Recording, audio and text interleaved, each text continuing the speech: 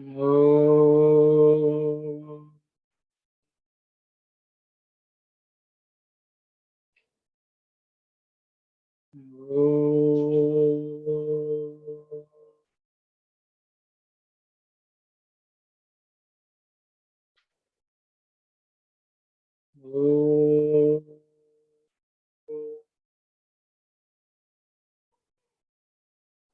Sairam, everyone. Just to recollect what we discussed last week before we close the session. Swami is talking about Dhyana Dharana. That was the last point which we discussed. Where Swami is telling that our dhyana or the meditation should be focused and concentrated. That was one of the main things which we discussed. That for us to reap the benefits of meditation, the dharana or the concentration or continuous concentration on the meditation is important. So those were the points which we discussed at the last ending. So I will continue from where we left off. Sisters, please.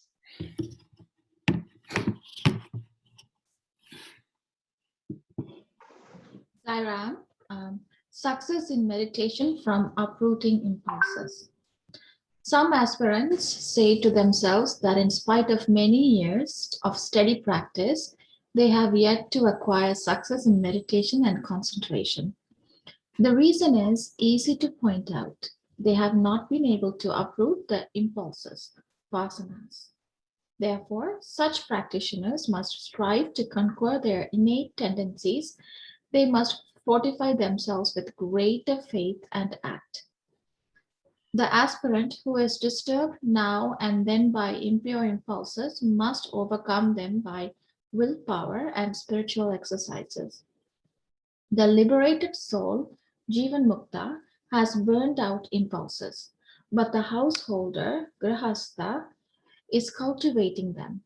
There is no profit in simply controlling them. A cobra becomes harmless only when its fangs are plucked out. Similarly, their roots must be burned. Then only can the aspirant attain the Brahman. Of course, even pure desires are born, but they are not hindrances. However, many they may be. A thorn is removed by another and both are thrown out afterward, right? So also, when impure impulses are overcome through the influence of pure impulses, one has to outgrow both. This means that even the purest of impulses, the craving for liberation, moksha, has to disappear in time. Only then can you become that. A shackle is a shackle, whether it be of iron or gold. One has to be free from both. That is to say, one should attain a stage when neither good nor bad will attract or repel. Thank you very much, sister. I think some of these points we have discussed also, but Swami is going on to elaborate them a bit more, how the vasanas have to be controlled or removed, good and bad. I think these were some of the topics which were discussed. So I will stop here and I will open it up for discussion. Others can share your thoughts, please. Saira. Sairam, brother, yes, we discussed before, but just a clarification on the last paragraph where it says this means that even the purest impulses, the craving for liberation has to disappear in time. That's what's that. Yes, it disappear. The liberation for moksha also has to disappear in time. That part I'm just. Okay, good question, sister. I think we already discussed this, if I remember. Maybe not in great detail, but I will open it up for others to share their thoughts for this question which Sister Aruna has asked. Or what about the desire for liberation? Swami says that also should go away. So what does it mean? I think that's a question. So I'll open it up for Saira.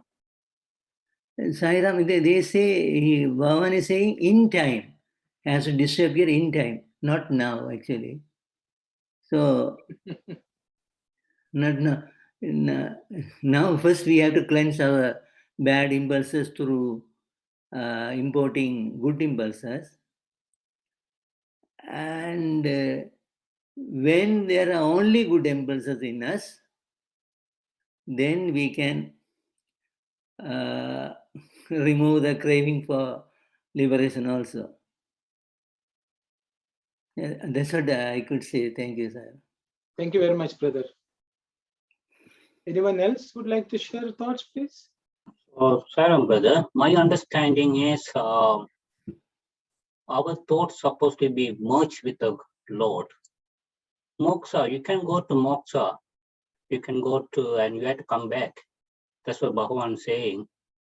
Even if you go to moksha, you have to come, once your good deeds finish, you have to come back to the earth.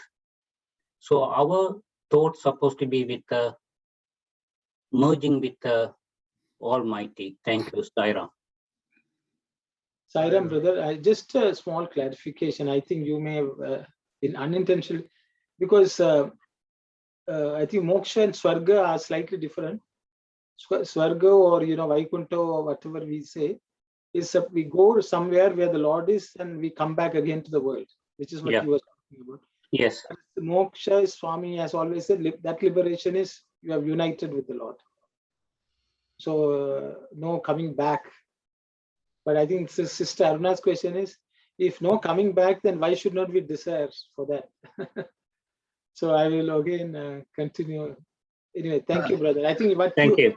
basically you have elaborated, but I just wanted to say that once we go to moksha, we are not supposed to come back. It's my understanding, but I will open it up for others to share. Sairam, my understanding, you have to try hard, or you have to really work it out to get into that stage, but you shouldn't have the craving. Craving is maybe in Tamil beautifully said, Isanodayinam Asai Arumin. I believe the last class or the previous class, Brother Sivadas indicated that in we shouldn't have the craving. Craving is different from the real action. We shouldn't expect any fruit, but we have to have the focus and the plan to achieve that goal, but we shouldn't have the craving. When we say craving, we even without having anything, without having any action or anything, you would simply crave for something. Maybe Swami said that we shouldn't have the craving. Swami didn't say that you shouldn't you shouldn't have the action, or you shouldn't have the sadhana to reach the realization. Swami said you shouldn't have the craving. Craving is different from the progressing sadhana or the making action for the sadhana. Maybe that's my understanding. It could be different from others, but that sort of understanding I am having on this one.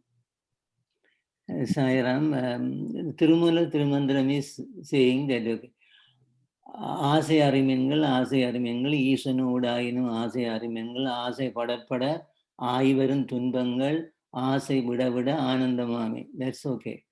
Now here in this sentence, the in time is very important. It has to disappear in time. We can check it with the original. Actually. But in that case, I think based on what is Sister Anandi saying, is the craving can be a desire. That's what it has to go. We have to remove that kind of meaning is coming.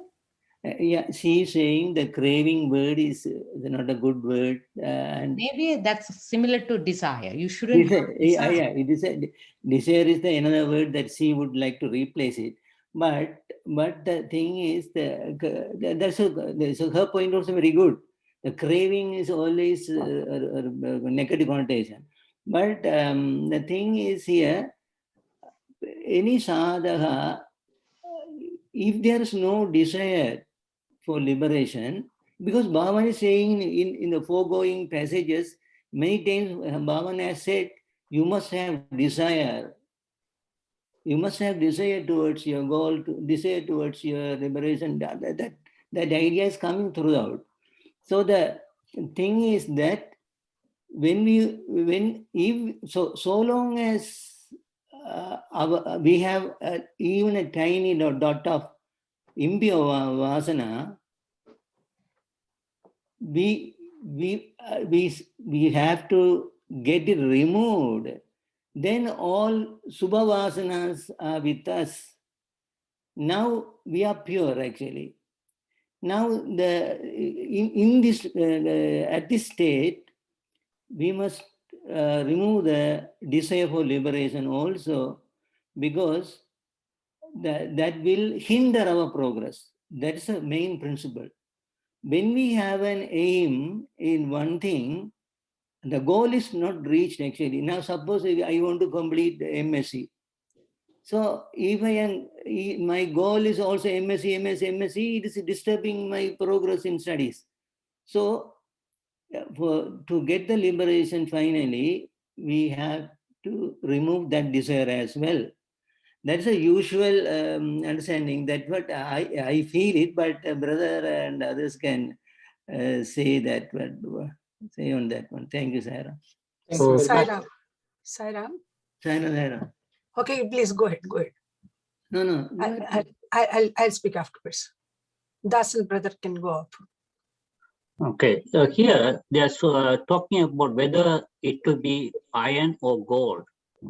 Then iron, normally I have to read somewhere, the iron mean they are talking about this world.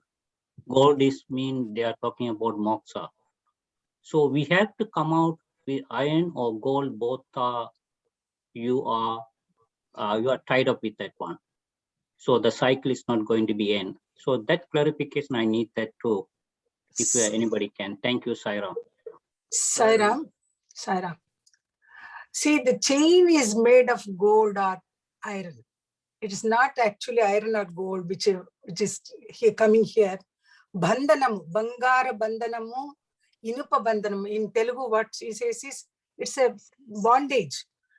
You are chained by either gold or by iron. It's a chain is a chain. And Swami is saying, ఈ రెండు బంధముల నుండి విముక్తుడు కావాలను అనగా వాసన రహితుడు. You have to become completely free of all the vasanas. So either Shubha Vasana or Ashubha Vasana, what Aruna was saying. Both you have to cross or go beyond that. When you Vasana Kshayamo is the purpose. When if we have to reach moksha, the desiring moksha is also a desire. Even that is also a desire, and it's also a vasana. So Swami is saying vasana rahitudu. You have to become vasana rahita. Shubha vasanaina, ashubha vasanaina, rendu undadaginivi kavu. They are not to be there. That's what Swami is saying. Sairam. Sairam sister, could you please see the Telugu wording for this line, that this means that even the purest of impulses, the craving for liberation, moksha, has to disappear in time. What did they say, in time or just? No, he does. Sorry. It is not written in time. No. Okay. Kramena nashimpavalano. By stages, anaga moksha vasana kuda, kramena, by gradually it should disappear. Yeah, that's what we are saying. Gradually it has to disappear. Yeah, it has to disappear. And whether it is golden chain or a iron chain is a chain which binds you. Yeah, that's so, correct. Yeah. Shubha Vasana, Ashubha Vasana, both are, you have to go beyond that. Transcend all those vasanas. It is a vasana. It's a desire. That's true. Even that desire also should be given up. That's what Swami is saying. Sairam. Sairam, thank you. Hi, Ram. I think, is there a difference between saying that you have a desire for moksha versus that you just have a desire for God? Can you say that it may be better to just crave for God and rather than craving for moksha? Because I guess sometimes when I think about, oh, I want to be liberated, sometimes there's fear driving that desire, like, oh, I don't want to be born in some other place that may be worse than where I am now. There may be some fear driving that or some other emotion. But maybe if you just crave for God, you don't have that. I think last time we were discussing this also, Aruno, Uncle was saying that if you get to that point where you're constantly just thinking of God, then it doesn't matter to you whether you're going to be born or die or merged or not come back, because you'll already just have the presence of the Lord all the time. And I also recall this like a quote from Swami Vivekananda, where he says, may I be born 1,000 times and suffer untold miseries so that I can serve the only God that I know, my God the poor, my God the wicked, all of those things. But yeah, I never really understood that quote before, because I thought I would never make such a prayer to be born again and again. But yeah, I think what our uncle said last time, I think that kind of clarified things for me. Yes, I think Swami is explaining this actually in the next chapter also, I think. But yeah, to some extent, that was my view as well. I will ask others also to share their thoughts. Yeah, Sairam, that's very good, which Kalyani said, and but brother also was talking. So it doesn't matter how many times we come and go, so long as we are prepared to serve the brethren. So that's what Swami Vivekananda said. I will take thousands of births to serve the brethren. So that is for high ideal. So even brother said the last time, Kalyani pointed out, that whether we are merging with Lord, that is not important, because whether we are in liberation or here on earth or in hell or wherever it is, so long as our devotion to God is fixed, that is enough. So in that way, Kalyani is saying that instead of craving for God or desiring love of God is better word, better principle than saying desire for liberation or craving for liberation. So anyhow, but I quote some Ramana Maharshi. Ramana Maharshi used to say, always say that when you have an ideal, a thought before, a thought, any thought is a disturbance, and you should not have any thought. So I want to attain liberation is a thought. So that thought, because real God state is thoughtless. When we have thoughts, we are human.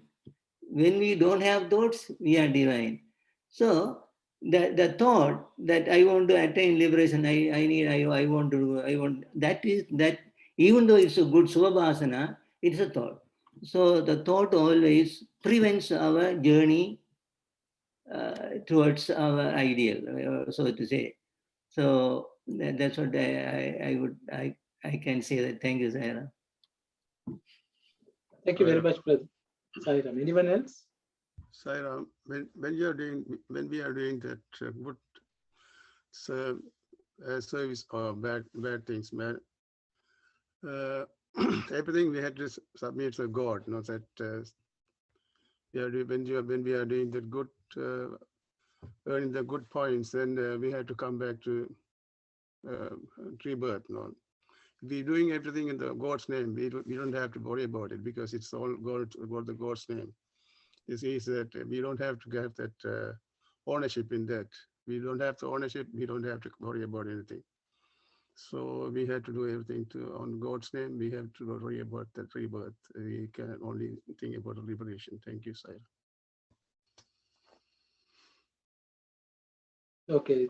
Anyone else would like to say something, please? Yes, Auntie.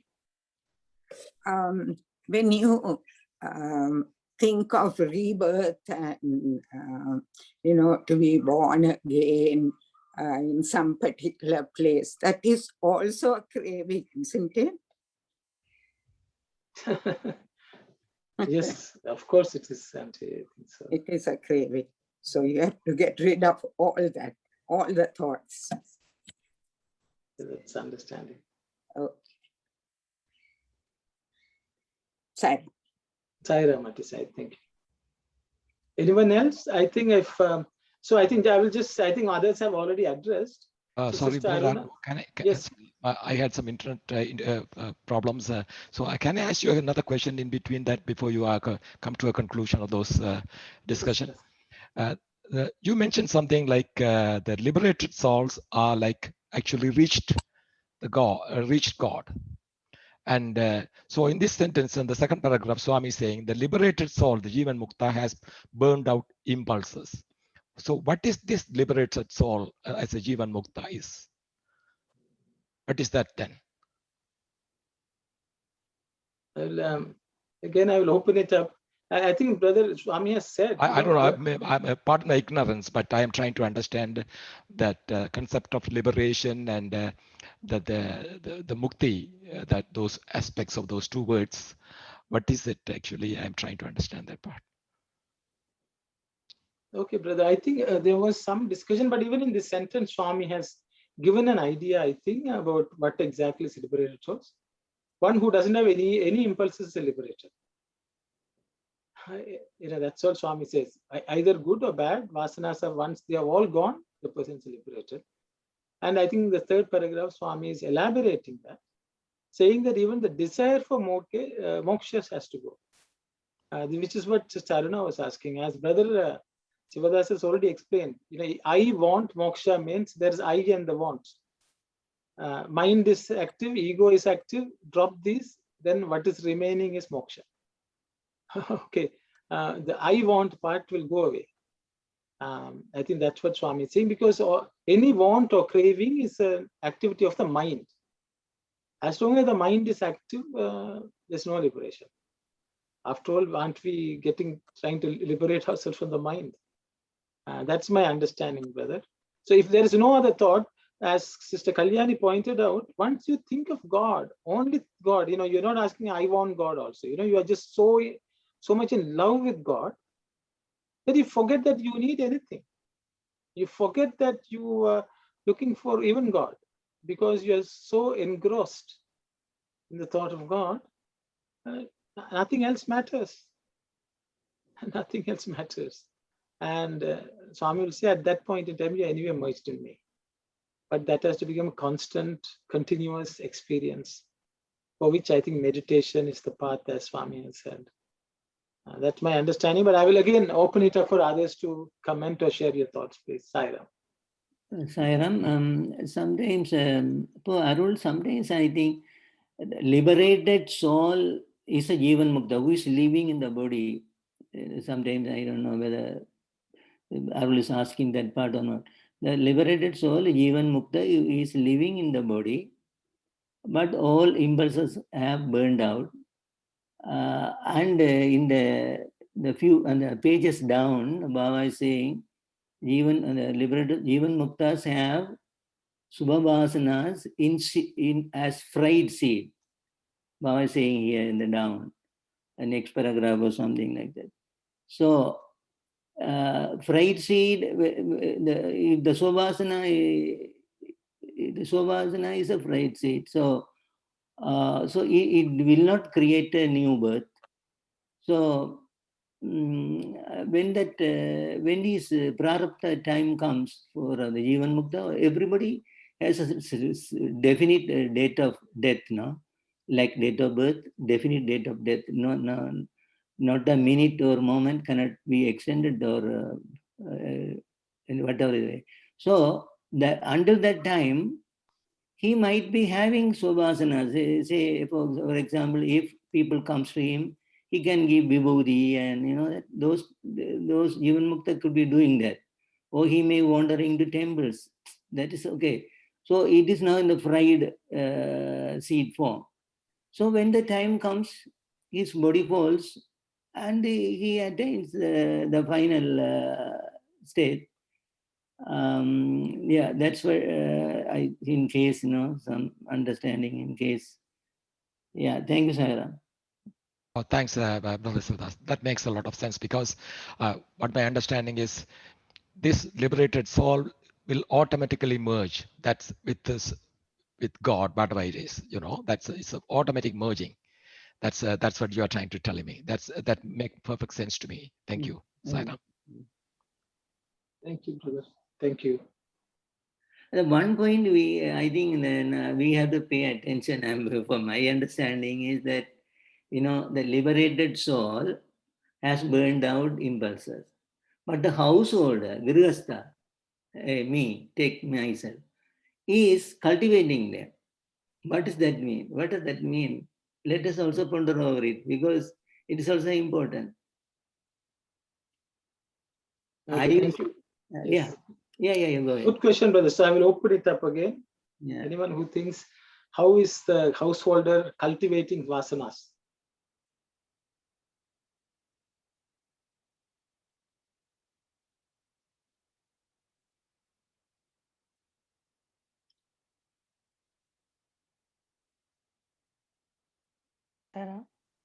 Sairam. When we do things, Brother, can you speak a little louder? Brother Yoga yes. Kumar, no? When we do things in our households, this is not our house. This is Swami's house. We are doing Swami's work, and I think we can get luck from it. I think we are unable to hear what he is saying. Yogamar, come to the computer closer.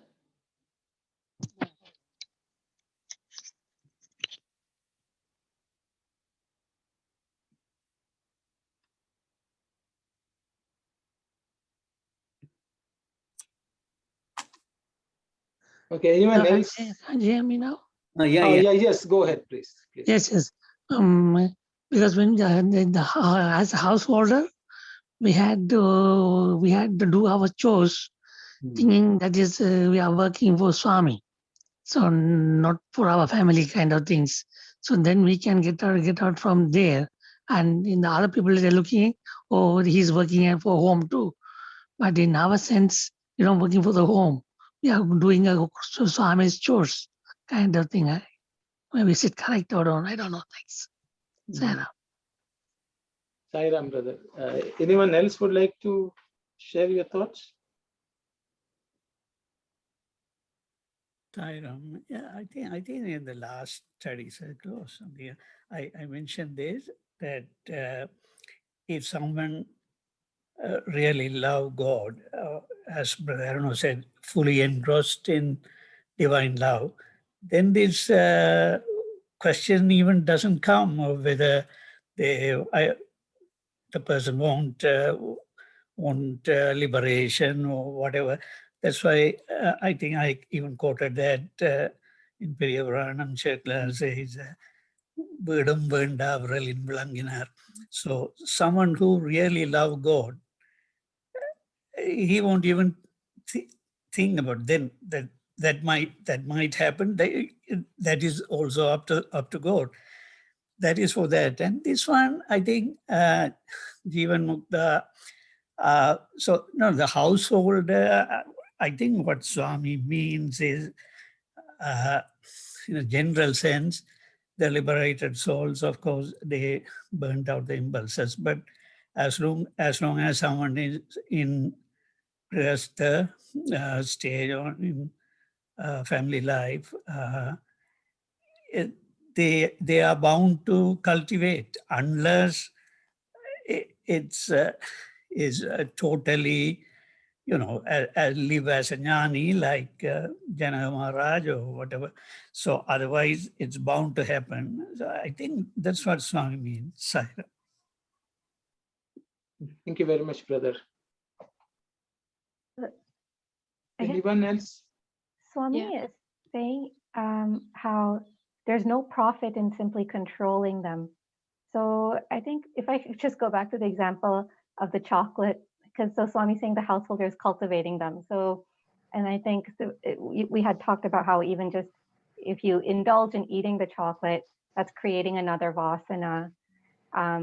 So Swami's saying there's no profit in simply controlling them. So does that mean, okay, if I just limit myself to 1 chocolate a day or something like that, is that okay? Well, it seems like Swami's saying, no, you have to kind of avoid the chocolate altogether. And like any kind of desire or like. See, in Telugu, what Swami is, I think Auntie can read. Grestuni andu avi vrittiga nundunu. I don't know, Auntie is there, she can clarify. So basically, Swami is saying they exist in the Grihastha. Yeah, correct. Auntie? I'm here. You want me to read that particular this thing? Yes, Grihasthani andu avi vrittiga. Yeah, Grihasthani andu avi samruddhiga undanu. In a Grihastha, we have lots of vasanas because we are doing action constantly. Not only thinking about God, but we have other family responsibilities. When we completely, sometimes also we can forget about other things and involve ourselves in our family matters. Vasanalan anachinanta matramanu manaku labham emmi ledu. That's what Kalyani is saying. There's no profit or there is no gain in just controlling them. Swami says, atti sthiti yandu manavudu Purti Bisasarpamu yokka koralu, the harm, the cobra, which has got that fangs. It has to be completely plucked out. It has to be completely uprooted. Otherwise, what happens is Manavudu Brahma Karamanu Pandagaludu. If you are not able to take out that vasana completely, uproot it, then it can take a Brahma Karam. It can attain atti sthiti and the manavudu brahmakaramanu pondagaludu. Only when he takes out, uproot all his vasanas, then he can take, he'll be one with Brahman. He merge in Brahman. That's what Swami is saying. Okay. I think Swami is telling in the opposite, in the negative tendency. He's saying you cannot attain Brahmakaram. Am I right, Auntie? Brahmakaramunu pondagaladu.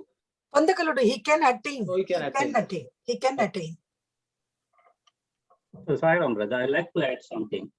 The liberated soul has burnout impulses. So the person has given good or bad, whatever, everything to the Lord. So Lord has taken everything. But the Grihastha, so suppose if you like 1 chocolate, okay, you had it. Next time you're going to have another chocolate. Next time you have another chocolate. So the desire is not going to be stopped. It's going to be passed it to the other one. So you are going to be in trouble. Then you cannot attain the Brahman because of the desire. It's like a cobra. When you pull out completely, then they're safe. Same thing, the desire has to be completely out of you. Thank you, Saira. Thank you very much, brother. So that's a hard task. So we really have to not do anything, indulge in any of those impulses, I guess, if we want to be able to, even Swami says, even to concentrate in meditation. Yes. Kalyani is very much worried about chocolate. Kalyani, you'll gradually get over it. Don't worry, okay? It will come to you automatically that you don't need a chocolate at all. A time will come. Saira. But Swami is telling that here the Jivan Mukta, he would have already burned out the impulses, but the householder is cultivating them. That means that as long as we are in the householder position, we are cultivating. That means that we are getting more and more impulses. Not necessarily all the impulses are bad. It could be good too. but we are cultivating. That means that we, as long as we are in the householder position, my understanding, we are in that position, householder position. So we are cultivating, we are maybe we put the water and seed and the manure and everything just to grow it, that impulses. It could be a good or bad. Then maybe I understood from the brother Sivada's question, how to get rid of that one. Maybe that's what I got it. Maybe my understanding could be different from brother Sivada's. As long as we are in the householder position, how to get rid of that one. So beautifully, a little example, Sister Kalyani also put it here. Maybe the brother Yoga Kumaran said that, don't worry about what the others' perception are, as long as you are doing or your duties, or you are more, your goal is towards the God, then that would be kind of sufficient kind of conclusion Brother Joho Kumaran indicated. But that sort of path only I got it from Janaka Maharaja, even though he's in the house called the position, the wife of the Sita Mata, the mother and the father of the Sita Mata. He has, he was in the Jivan Mukta stage. He doesn't, even worry about when she went for the younger, or maybe the 14 years. He didn't even worry about, he thought God will look after. That sort of stage, I don't know, as a householder, we will get it. They still, the sons or daughters, if they are out for 4 hours, we will be started worrying. Where are they? What they are doing? This and that. Maybe as a householder, as long as we put the word householder, we always tend to eat chocolates. That cannot be easily avoided, or maybe we can cut down for 2 chocolates per day, or but it's really hard until you get into the vanaprastha stage, or in the brahmacharyam, in the krigastam. It is hard unless you are really a jnani at this stage. Thank you, Saira. Very good, Anandi. Very good. So thank you very much, sister. I think now that you have mentioned Janaka Maharaja, so I thought I will recollect a story in one of the discourses Swami tells about Janaka. How did he, from his Grihastha stage, how did he become a jnani? So that's one story. So once Janaka gets a question with, he always engaged in, Upanishad discussions. Always encouraged, people were coming and talking to him about variety of things. So once he got a question, what was he in the previous birth? Okay, so I don't know, I don't want to go into details. There's one sage who comes and he declares that, he is jnani. And, there were discussions and arguments going on. So at last when he was established, he asked one question: can you tell me what was my last birth? And so he basically says, gives me some time, and he sort of contemplates, and then he comes back and tells him, apparently, I cannot tell you this because it will destroy your entire life. Yeah. So he says, no, I really want to know. He says, it's better some things are not known. Okay, so I won't tell you. And so he was dodging, and then he was so insistent. He says, I don't need anything. You just only tell me this. I don't need anything from you. Then he says, look here, in your last birth, your wife was your mother. That was the only piece of information he gave. in your last birth, your wife was your mother. Apparently, from that point, he became a jnana. From that point, she realized all his desires, everything vanished from him. And he ceased to be a grihastha. And that was a turning point in his life. So I think what Swami is telling is, because sometimes we have this, no problem, we will stay home and then we will offer everything to Swami and then we will reach, liberation. Swami says, no, don't, that is also good. That's a one step, because what happens is there you are cultivating Shubha Vasanas. In a Grihastha stage, maximum good we can do is only cultivating Shubha Vasanas. Because we can transmute our bad Vasanas into good Vasanas. God-loving Vasanas, moksha, craving for moksha Vasana, all that. That is possible in the Grihastha stage. But Swami says one day you have to even pass that. You should say, today onwards, I am not a Grihastha. That stage we have to come to if we want to attain moksha. I think that's a message from Swami from what I can understand. It may seem scary, why do I live? But Swami says, don't worry, as long as you're Grihastha, at least cultivate Shubha Vasana. Brother. So maybe if we cultivate Shubha Vasana, at least we will not again be born and be in a Grihastha life. Yeah. In our next life, at least we will not be a Grihastha. We will be a sannyasi. That's the sense I'm getting. But if we are lucky, then sannyasam is possible even in this life. But Swami doesn't want us to be complacent, thinking, no, I will stay home, we will live with my family, and we will look after its duty, dharma, I will offer it to the Lord. We sometimes give convenient philosophy so much.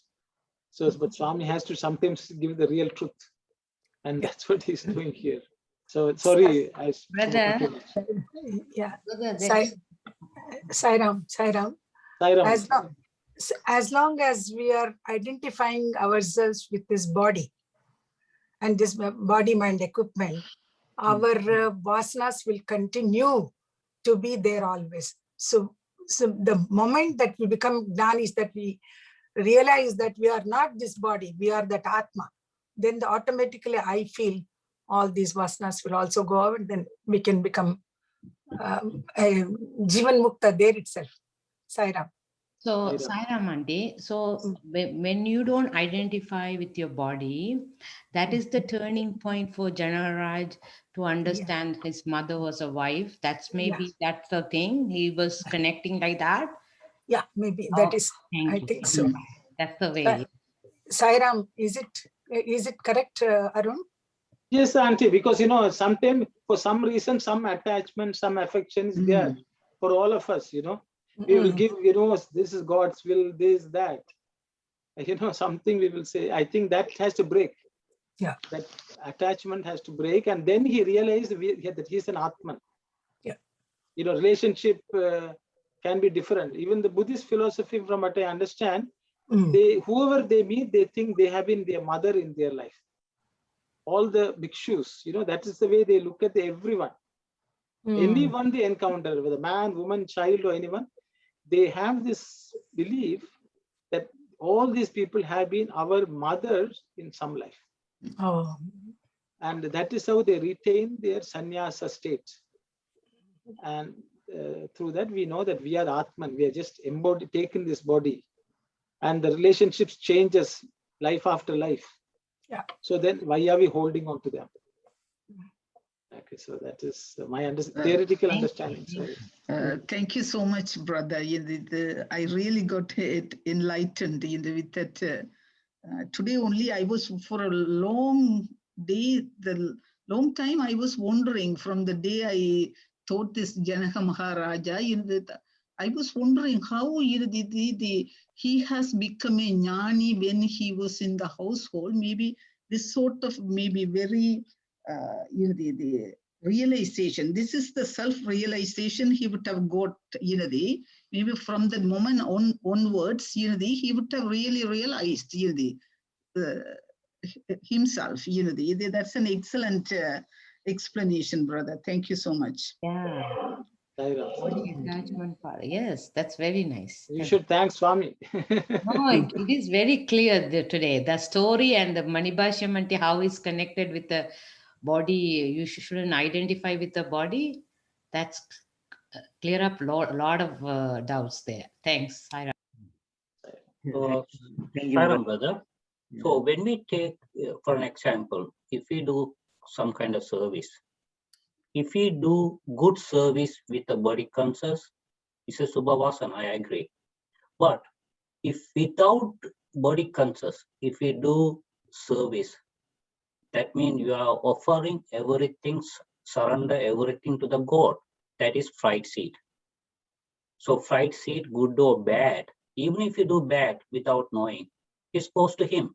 So you are not collecting any impulses. But when you started to do good service and everything with the body conscious, it may come under Subhavasanas. So you have to come back to the birth, or you can go to moksha, or you have to come back again. That is my understanding too, brothers. Saira. Thank you. Thank you, Sairam. Now, how to test whether we have body consciousness or not? How to test? Okay, for an example. Yeah, the test. In Mahabharata, Lord, between Krishna taught Archana almost like 3 weeks. But at that war time, he doesn't want to fight. That's the time Lord Krishna explained, you do your duty, leave it with me, good or bad, don't be on the body conscious. The person who killed or person who affected everything, I will take care of those kind of things. You do your duty without the body consciousness. Yeah, thank then you. You get the moksha. Thank you, brother. What I am saying is, for so long as we have thirst, hunger, yes, thirst, hunger, and suppose I have cancer, and say there's a surgery, and I don't for the Ramana Maharshi's case, he didn't have the third time, he didn't have that anesthesia also. So that the body consciousness is not an easy to remove. Yeah, for an example, we are talking about dhyana and the meditation, the highest level. We are not into the lowest level or anything. Yeah. When you are coming to that level, that's the time so we have to put ourselves in the higher position. We are not dhyana meditation is not easy. Yeah. So we have to think about our higher level. When you think about in higher level, then better to understand those kind of things. It's my understanding, brother. Thank you, Saira. What I suggest is that for us now the path is to increase our Subhavasana activities. For example, attending the study circle, one example. Definitely. Attending bhajan and doing seva, and whenever possible, if we have a means, you visit a saint or go to on pilgrimage, and so let us increase our Subhavasana. So automatically the bad impulses, Subhavasana will go down, because it is a fact, no? So yes, we have to increase this one. So if we could, in this birth, totally annihilate the bad impulses, and if there's no craving in our mind, the mind is always on God, then we are in a better position. We are in a better position. And when there's only completely 100% pure vasanas in our mind, then we have achieved a great deal. Then, of course, there is a matter of a small thing difference between the final stage and this state, because this is now fried seed. So fried seed, and we discussed in last two study circles. So with these Subhavasanas at our background, if we can develop the love to Atma, then even the Subhavasanas go down, and only the love exists, and that will give us the final liberation. Yeah, thank you. So, yeah, that's what I am. Yeah, thank you, Zaira. Brother's story is very good. The Janana story, very, very good. Actually, we also thank you. And also, one line I am saying, Swami Vivekananda was explaining in the Patanjali Yoga Sutra. No, you everybody know that his book, his lectures in the New York. So he says that the yogis are able to they're able to see the past births through Samanvaya. Brother would have heard of the word Samanvaya. Through the Samanvaya technique, the yogis see their past births. And Swami Vivekananda is saying, unless you see your past birth, you will not have renunciation to reach God. He said that one. So see that, because only in the previous birth, how ugly things and how ugly relationship we had, then only the total renunciation towards the world comes. He was explaining that. So whether it go to that extreme or not, but there's a good point in brother Arno said, because so many saints have sung this one, about this one. Thank you, Saira. Thank you very much, brother. Saira, yes, Auntie. I have one question now, going back to King Janaka. What's the difference between King Janaka and King Dasaratha? King Janaka was an Jnani. Later on, he became a Jnani. But Dasaratha had so much of attachment. First, he was a grahastha. And later, he became so attached to Lord Rama. So which category does he fall into? You have already defined, Auntie. He's a grihastha. So that's all. See, Janaka, everyone talks about Janaka. Swami himself has said, Janaka was the one exception.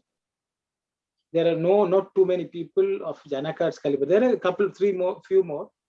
But Swami says they have great exceptions. So Swami generally doesn't recommend that for most people. If you take the entire history of, centuries or yugas, there are only one or two. And, we also talked about yogis. Yeah. If you look back, there are, though yoga traditions exist, we don't have a great example of someone who has reached that. Maybe they have not come back to tell. And Swami also has never spoken much. But, brother Sivadas was asking about body consciousness, how do we lose? And I think for which Kalyani was mentioning about bhakti, how moksha is rich. And Swami, for that, Swami tells a nice story. Swami always holds up the Gopikas as the best example. So Swami talks about a young Gopika called Suguna. Okay, apparently young Gopika, she heard about Krishna so much from her childhood. So she was always yearning. She was living in a village little away from Vrindavan. And she was always interested in going to Vrindavan and seeing Krishna. Yeah. She was yearning and yearning. The luck would have it that she got married to some fellow in the same village as Krishna. So she happened to come. Then she thought, she was excited that she was going to Vrindavan. She was thinking, waiting for the day when she would see Krishna. And when she came, the mother-in-law gave strict instructions. You are not even supposed to look that side, or should go anywhere near Krishna's house. Yeah. But everyone used to go and light the lamp from Krishna's house every day evening, which mother-in-law was used to do, because she will go light the lamp from them and hum. But one day the mother-in-law fell ill. So she said, okay, no, somebody has to go. Okay, go there, come back. So she was so excited, the Suguna, thinking of Krishna, she went there apparently. She was lighting the lamp. And then she thought she saw Krishna in the flame. And she was standing there and her entire hand got fire. And it was burning. The hand was burning. Swami says, Yashoda smelt the flesh burning and came out of the house. And so that this girl was still with the hand in the fire, she was lost, completely lost. Then she shake her up and say, why, what's happening to you? Didn't you sleep yesterday night? Then she says, no, I can see Krishna there. Mhm. So can you imagine the devotion without Of- any attempt? Yeah. She completely lost the body consciousness. Mhm. So Swami always says devotion, devotion, devotion. Mhm. Okay, devotion. In the devotion, see, was she thinking I have to lose body consciousness? Was she thinking about good vasanas, bad vasanas? She was a grihastha. But she was a Jivan Mukta. Yeah. Because Because her mind was completely engrossed in the Lord and the love for God. In that, everything is lost. yeah. Body consciousness, everything. So she was a Jivan Mukta. Mm. And that Swami, in his so many times, he has told her story. So that is the example which I know, which Swami says we all can cultivate by cultivating love for God. Mm. Nothing else should matter. So I thought I would just share that.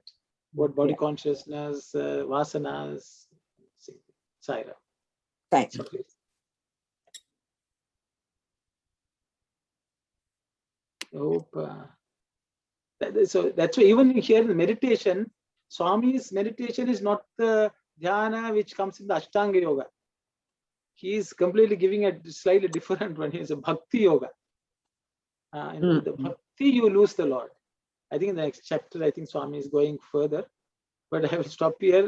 If there is anything anyone wants to share, please share.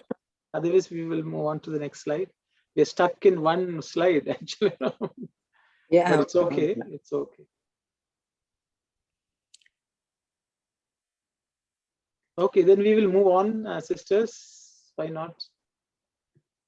Let's see what Swami has to say. Anyone aiming at the realization of God should practice the diminishing of impulses, the curbing of the mind, and the understanding of the fundamental principle. One of these is not enough for liberation, moksha. In the liberated soul, Jivan Mukta, impulses persist, but only as fright seeds.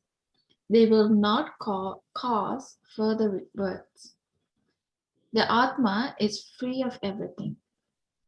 See the subtle body in the seat of ignorance, Ajnani.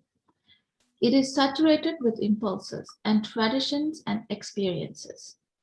The Atma is free from all these. It is ever pure. It belongs to neither sex and has no mind, no senses, no form. Not only that, it has no breath, prana, even. It cannot be said to be alive or dead. How can contemplation on such an Atma be anything other than pure? How can light and darkness coexist? How can purity and impurity coexist? Of all the workshops in the world, the workshop of the body is the most wonderful because it is the tabernacle of the Lord. In such a factory, the impulses are sublimated into vows. The impurities are weeded out, beneficent desires are shaped, and good imaginings are brought about. The main aim is the uprooting of impulse. Through this is a difficult task. Arun, I have a question here. Yes, sir. You know, in Telugu, Swami is saying the second paragraph, subtle body is the seat of ignorance. It's said here. But actually, Karana Shariram, it's a causal body, what Swami is saying. Yes. Causal body is Agnani. It is full of vasanas. Adi vasanalato, samskaramlato nindi undano. Atmanandu vasanalundavu. Only in Atma it doesn't have. But here, there is a small mistake, I think, instead of translating as Karana Shrira. Causal body. Causal body. It is translated here subtle body. Yes, Auntie. Sukshma Sharira is different from Karana. Yes, Auntie. Sairam. Sairam. Thank you very much, Auntie, for that clarification. Yeah. Correction, I should say. Thank you. Just a clarification further, because the next line it says it is saturated with impulses, but aren't the impulses in the Chitta. So, oh, is Chitta in the Karana? Yeah, so I think, you know, Chitta belongs to the Karana Sharira. Okay. Chitta and Aham Tattva, I think we have to go to Prashnottara Vahini, I guess, where Swami has talked about it. So the Chittam, and though it's a Manomaya Kosha, the mental body, mind has 4 aspects. 2 of them belong to the subtle body, 2 of them belong in the Karana body, Sthula, which is what goes after life after life. Okay, from but that's I think Swami has discussed that in Prashnottara Vahini.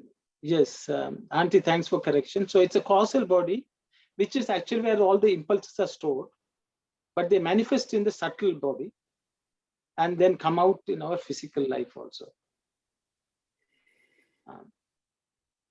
But Swami is differentiating Atman, which is also comes along, which is the only thing which is pure, completely pure. And just in that line, it says impulses and traditions. I was just confused by that word traditions. Auntie, Sanskara. He means here sanskara.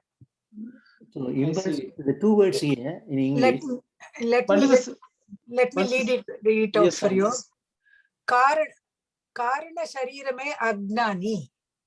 Adi vasanalato samskaramulato nindi undano. I think it impulse and traditions. That's what it translated as tradition. It is samskara. Okay. Atma yendu vasanalundavu. There is no in the Atma is free from all this. Atma rupudu sada nirmaludu. Linga bedamu lenivadu. Manassu indriyamulu రూపము లేనివాడు. అంతేకాదు అతను ప్రాణము కూడా లేనివాడు. అట్టి ఆత్మరూపుని ధ్యానము నిర్మలముగా గాక మలిన మెట్లగును.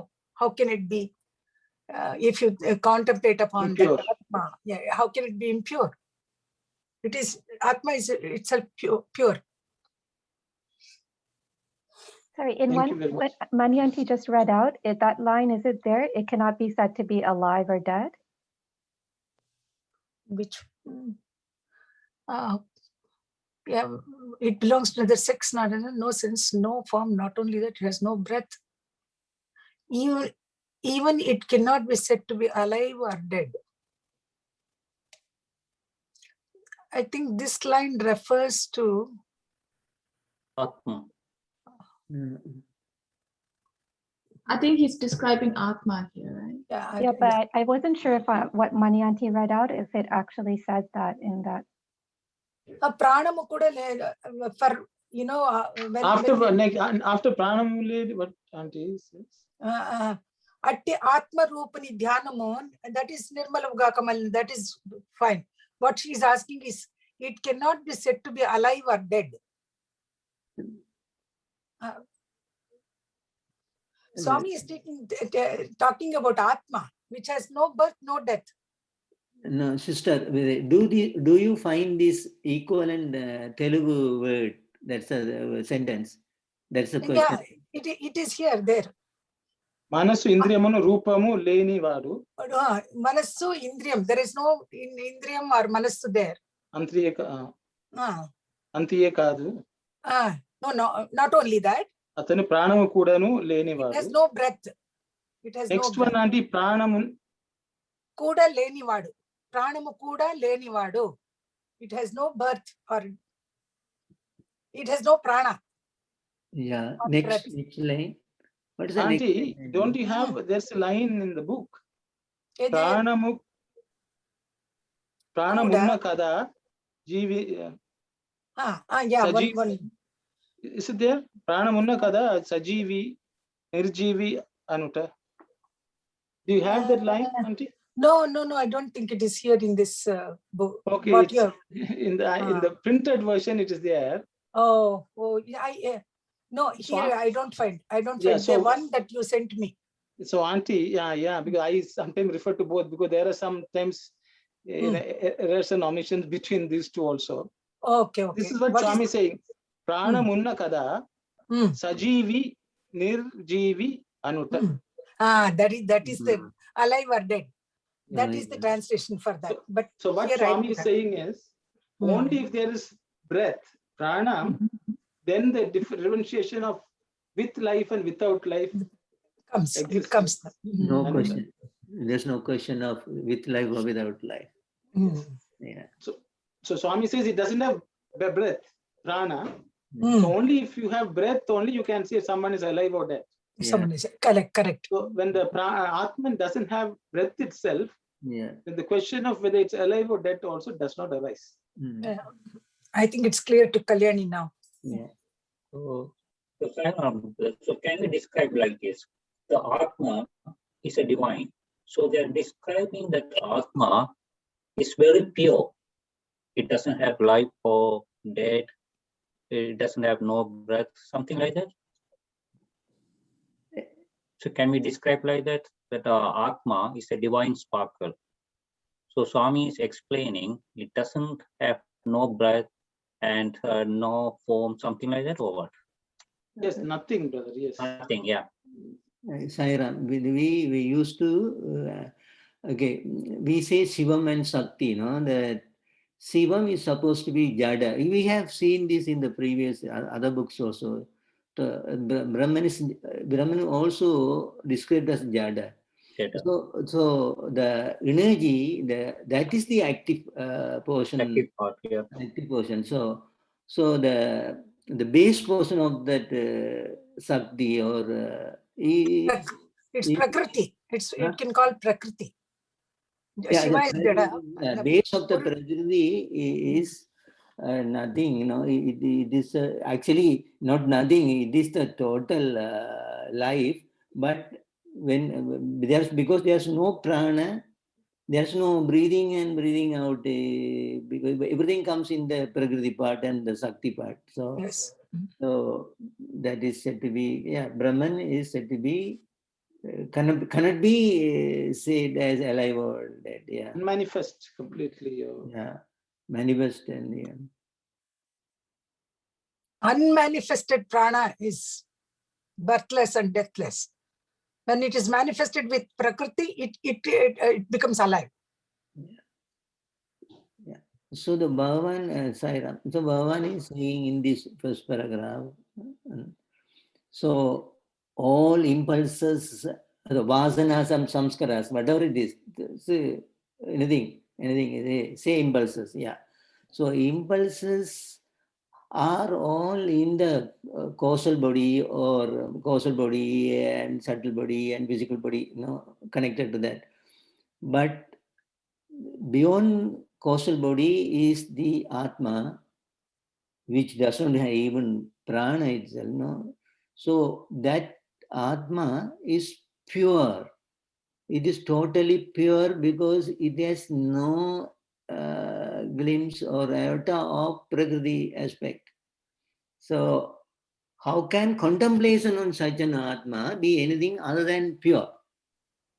So how can light and darkness coexist? So how can purity and impurity coexist? So this leads to us that Bhagavan is talking about Nirahara aspect of God. So the Nirahara, now we don't, people, usually our interpretation is Bhagavan is not talking about of Nirahara because it is impossible to reach. So we have to have a form, a name, and then go. So here, Baba, not only here, in other places also, I have pointed out earlier in some other places also, Bhagavan is talking about Atma as beyond everything. So everything, and we have to, so the Neri Marga, Sangara's Advaita Neri, not this. So we have to contemplate something. We have to use the inquiry, not this, and try as much as possible to negate all what we see, even the light. Suppose if in the meditation I see a light, discard it because Atma is not there. when we see light in some places, in Bhavan has said to Sandwise has so many questions. Bhavan has said that these are deceiving aspects, the sound coming, light, you are seeing the light, you are hearing a sound, these all will deceive you in the meditation. Try to bypass, go beyond it. So that this paragraph helps us to go deeper, to have the deep idea of meditation.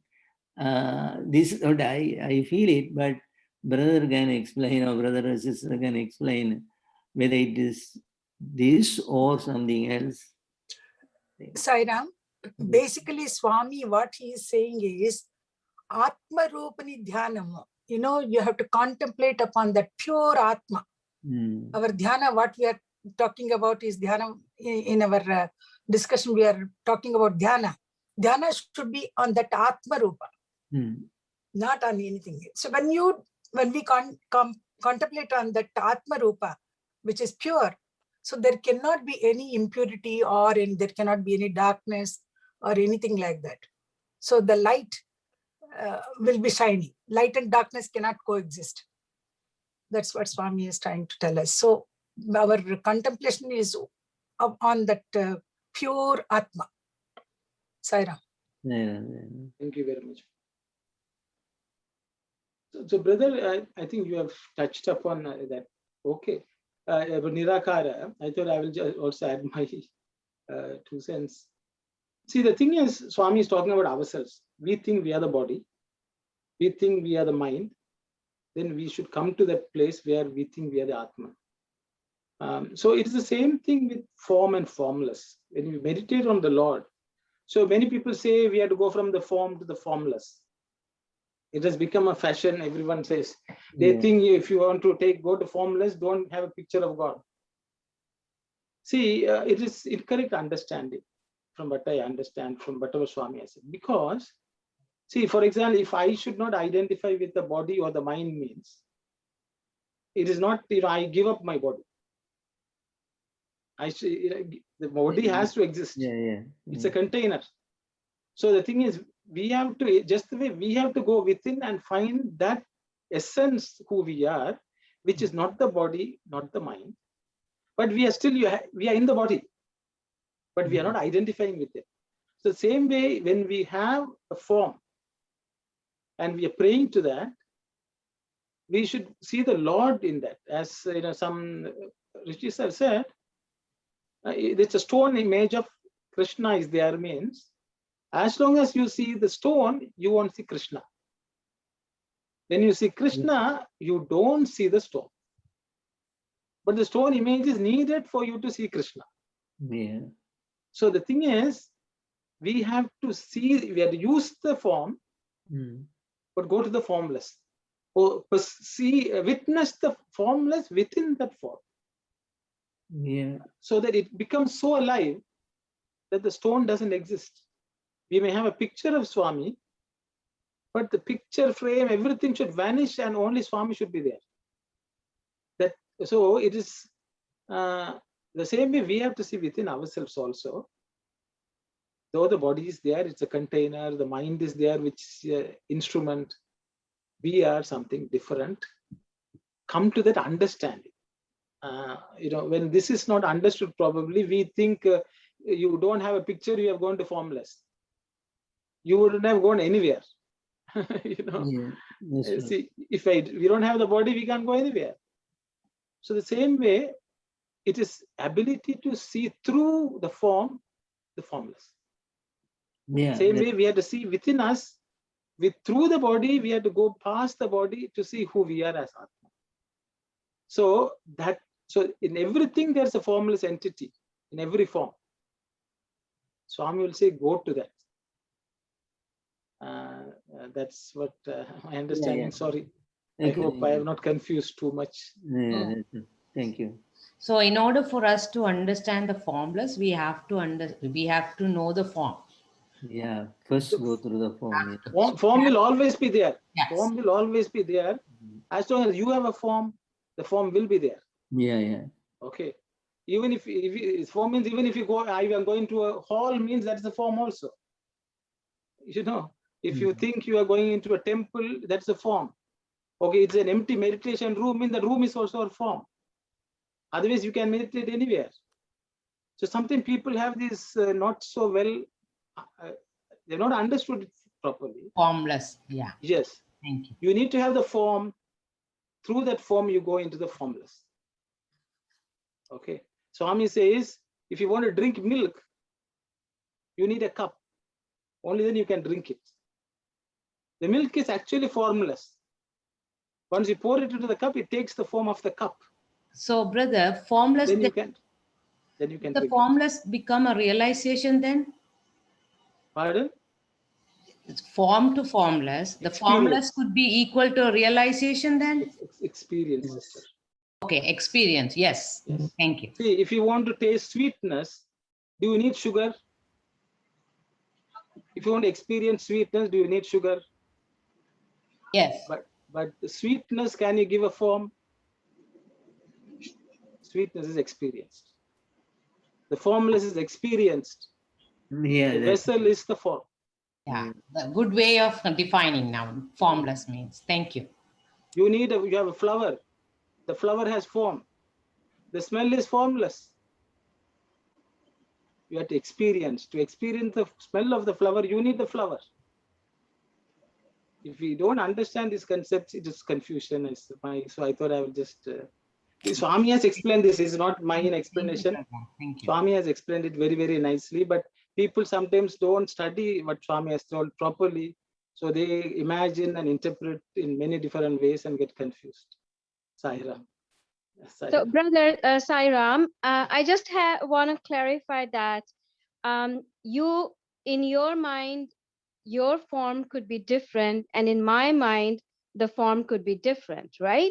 So it's my imagination or your imagination or anybody's imagination, what we experience as God, like how some people can see God in a stone and some people can see God in a human being or anything. Is that correct? Yes, sister. But the thing is, if, for example, the same flower, both of us can smell. Right. How you experience is different from my experience. What if I don't have the sense of the smell and I'm blind? I cannot see the rose and my nose, the senses are not working. Then, you need God's grace. Then, but my other senses could be different. So my sense. So Sairam, brother, I'd like to add something. No, sister, Sister's disconnected. It looks like if she come back, we will talk to her. Yes. No, I'm here. Yes, we didn't hear, sister. Did you finish making the statement? I was saying, suppose my sense of smell is not working and I'm blind, and my imagination could be different, whereas your imagination of form could be having a circle and mine could be square, or mine could be just like imaginary, whatever. So we could have different form and relate to that different form for the formless. Yes, sister, I think we are talking about the physical aspect, but Swami says the knowledge of the Shastras is the eyes through which we see. Yes. So the thing is, it is cultivatable. Even though it's physical eyesight, you may not be able to create. But yes. Swami says, that is why Swami, the God, Guru is supposed to be able to make you see. Okay, so the treatment for that is also there. That's why I said God's grace. True. Then you see God and He will give us the eyesight. Yes. He will make you smell. He will make you experience. Actually, all of us, in some sense, we are blind today. That's why we can't see the Lord. Yeah. We can't experience the Lord around us because we are blind. And you are exactly right what you said. We are so because of that, imagine something. Okay. Deep. Okay. Thank you. Sairam, sisters. Sairam.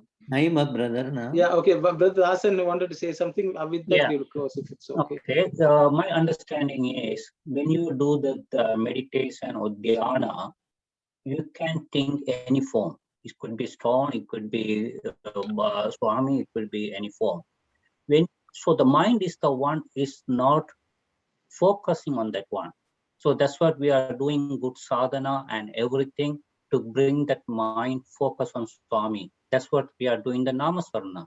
Namasvarna is the only thing it can bring the mind to control. Eventually, once you control the mind, you can see the form properly.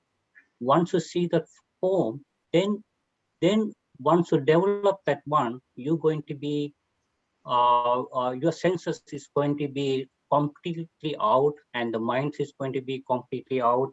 Then eventually you're going to be samadhi. That time you are merging with the formless. Thank you, Saira. Thank you very much, brother. So Brother Dasan has nicely summarized. So Brother Yokumaran wants to say something. One very quick thing. Was the Kanji Priyavar said in the discourse, he said the mother showing the baby the moon, she showed the finger to the moon to notify. The baby look at the finger thing, that's the moon. When the baby look at the realized, learn to see the real moon, he forgot about the finger. That's what he explained. When we see the goat, we forgot about those things. Thank you, sir. Yeah. Through form. Thank you very much, brother. So we will close today. It's 4:20. Yeah. So everybody knows. Thank you, Sairam, brother. So everybody knows our schedule, no? The next week, brother, you will be sending an email, I think, no, for the About what, brother? The Sanskrit class. Sanskrit class. Whoever has registered, I have already sent. No, so you want me to say, because I'm going to send only to the people who have registered. Yeah. Because others don't really need to know. Yeah. So I've already sent an email, so they will register. And once they are registered, any message which I post in the Google Classroom will reach whoever has registered there. Oh. Okay, because I am. You want me to send something outside, because if people have not registered. Not outside. No. I am asking to the people who are registered. So I will be sending the. See, already I sent an email and I have asked everyone to register. I hope everyone has received. I don't remember. Okay, I will check it. Take a look at your. Some of them received, some didn't. I didn't, but I know some others did, so I don't know. Go and look at the spam folder, please. Okay. Okay, and if maybe Brother Sivadas, you can send an email as part of yours. People who have not registered and have not received an email from me should contact me. But you, I think first you should take a look at your spam folder. Because I didn't get any non-delivered message. Okay. Thank you. Okay, but we can I can again try sending to that list. But if it's going to go to spam, there's not much. Yeah. So we cannot have that class without Brother Sivadas and me. Take a look at the spam folder, please. Okay. Sairam. Okay, we'll close the. We'll send an email again, no problem. Sairam. We'll close it with Samastaroka. Okay, Sairam. Oh. Samastaloka sukhino bhavantu. Samastaloka sukhino bhavantu. Samastaloka sukhino bhavantu. Om Shanti Shanti Shanti. Sairam, everyone. Sairam. Sairam.